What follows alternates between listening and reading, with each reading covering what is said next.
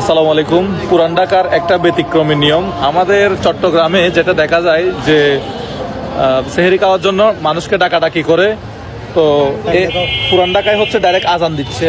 তো এখানে এটাই আর কি, মানে হয়তো অনেকদিন যাবত ধরে হয়ে আসতেছে। এটা আমি জীবনের প্রথম শুনলাম যে সেহরি খাওয়ার জন্য মানুষকে ঘুম থেকে জাগ্রত করার জন্য আজান দিচ্ছে। এটা আমার কাছে অন্যরকম লাগলো, জিনিসটা সুন্দর। সেহেরি 4টা বাজে আজান দিয়ে ফেলছে, কিন্তু এটা আমি প্রথম দেখলাম 4টা 4। তো এই আজানটা এই মুহূর্তে আজান শেষ হলো, তো আমরা সবাই আতঙ্কিত হয়ে পড়ছি আমরা যারা চট্টগ্রামের, কারণ আমরা এরকম আজান আগে শুনি নাই। কারণ আমরা জানি তো 5টা বাজে আজান দিবে। তো এক ভাইয়ের কাছে এটা ব্যাখ্যা চাইলাম, সে বললো যে এখানে এটাই নিয়ম যে এখানে মানুষকে জাগ্রত করার জন্য মূলত 4টা বাজে আজান দেয়। আমাদের ওখানে যেমন বলে যে সেহেরি খাওয়ার জন্য আপনারা ঘুম থেকে উঠুন, সেহেরির সময় হয়েছে, আজকে সেহেরির